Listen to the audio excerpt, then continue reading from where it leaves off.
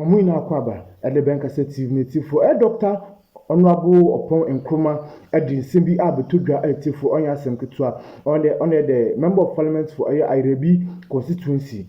As if for Chimo setting a assistant John Dramani Mahama and Dr. Kesu Ato Force in Aquacujina, IMF for name as secure over $375 million disbursement. It's for Onya Semketua.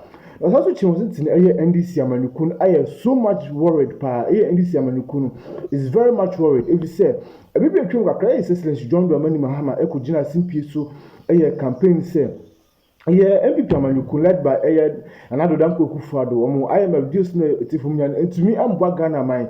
We purchase food prices now, they are then quality for air cost dollar prices. No air cost say NDC Amanukun bar. One sisters and you may to air Ghana for Bena, Edoma dream at to NDC Amanukun, and I Ghana financial status. So now, so that's NDC Amanukun. I so much worried listening to you. The same democracy, excellence John Dramani Mahama, Bosha, as a Yaman or Kaino, especially in his campaign, Sanaman, and Bamuye, and alternative for Bia, a yam shishin, to me, Ama, a NDC Amanukunu, and yes, elusu so much political point, Ama, a MPP Amanukun, Abba over. I will take over the office. Native for SBPino, and couldn't put in some honorable could do Nkrumah as a to the Madam.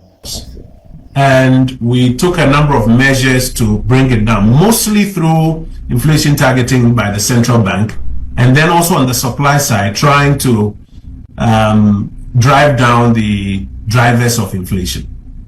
This government is already beginning to signal that they are worried that inflation is going to go back up or be sticky, not come down like was programmed to come down. Remember that already the disinflation path says that we should be doing about 11% inflation by the end of this year, if we were using the path or the direction that the MPP was traveling on.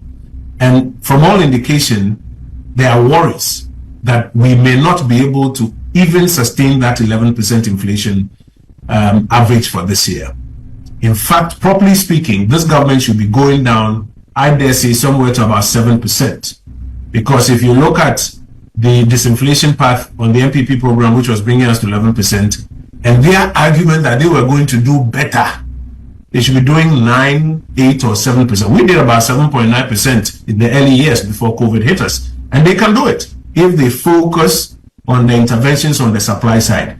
It is because they are not focusing on interventions on the supply side and putting money and efficiency behind those interventions that the central bank has to use its inflation targeting module and hike up the rates, which comes to punish all of us. So they have opportunity to do the right thing. And as a stopgap measure, you will then not object to the 14.75% price rise in electricity tariffs as a way of plugging some of the fiscal slippages.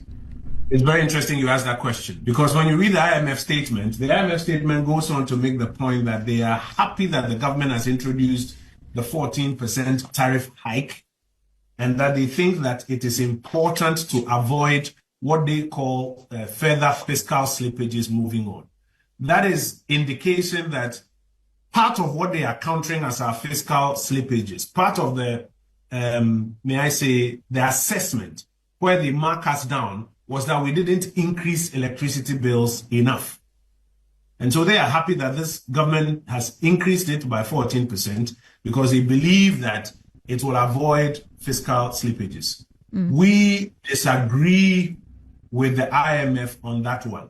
And when we're in power, we disagreed with them. We'll continue to disagree with them. As a government, you have to ask yourself a question: how much of these electricity bills can be passed on to the consumer at the end? If you sign a contract on the back end, that is a capacity charge, which capacity charge has not been consumed by the consumer at home, it will be unconscionable for you to pass on the bill to the consumer at home. The PURC will not allow you to pass it on to the consumer at home.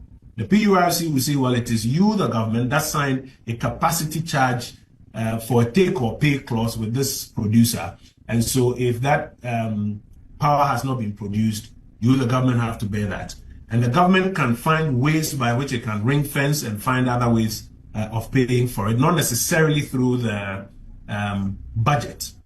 But what this government has elected to do is to pass it on to the consumer, 14% increase. Today I was listening to feedback from some consumers who say that, so if you took away 1% here and 10% on people who have earned from bettings, not everybody participates in it, only to slap 14% on what everybody consumes, even for what they have not consumed. Are people better off or are people worse off? So it is a choice that the government has made, and they will live or die by that sort. What we will keep recommending to the government is to tone down on the political rhetoric and focus rather on substantive work, and in particular, reduce expenditure, be more efficient in utilizing the available resources now, in investing in productive sectors so that you can generate a lot more growth and jobs. Encourage the private sector to come in, offer incentives to the private sector to come in so that the private sector can use its resources to do more of what government is using. I'll give you two final examples. Today, the government is refusing to renew the lease of multinational mining companies. A step that sends a very bad signal, if you put it together with many of the things the government has done in the gold industry, a very bad signal to the investor community. And so the private capital, and the last time, for example, that Goldfields invested in their Damang mine, it was about $1.7 billion. Private capital that you require like this to invest in the Ghanaian economy. The government is sending a signal that your investment is not fiscally or operationally safe in Ghana. And at the same time, the government is now taxing Ghanaians or borrowing money to give about $279 million to the gold board to go buy gold. At first, that $279 million is foreign exchange earnings that will come from, people who want to import gold into their countries, Indians, Turkish, Arabians, etc. Now the government priority has shifted from allowing them to bring their money to buy gold and take it out, to using taxpayers' money to buy gold. And instead, where they were bringing their money to invest in mines, the government is introducing measures that discourage them from bringing their money into mining. So what we're saying to the government is that stop the propaganda, focus on the job, admit the economic progress, and rather introduce policies that will build on it and enhance. We inherited a debt of about 2.4 billion on the energy sector side. We introduced a number of measures that ensured, so this was a debt of 2.4 billion at a time when power was not stable. We introduced a number of measures that cost us about 6 billion to keep the lights on in 8 years.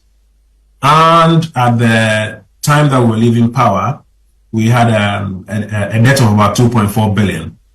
2.4 billion, mostly occasioned by the redundant capacity charges that the NDC themselves had signed up to. Now, we also believe that a lot more efficiency. So, my point on that is that the NDC cannot sustain the argument that we did not manage the energy sector well. You walk on the streets and anybody, on the streets will tell you that if it comes to managing the energy sector well, the NPP is done way better. In fact, this morning I was reading tweets from the Volta region and people complaining about Dumso and the Volta region. You've heard Dumso being complained about in the Ashanti region, etc. So on the assumption of office of the NDC, already people are beginning to complain about their inability to properly manage the energy sector. We will not be against private sector participation. No, we'll be interested in seeing the model for private sector participation that they bring in, because it would be unconscionable on our part, having tried private sector participation before, to come back and say we don't support private sector participation. That would be duplicitous. So we will be interested in seeing the model for private sector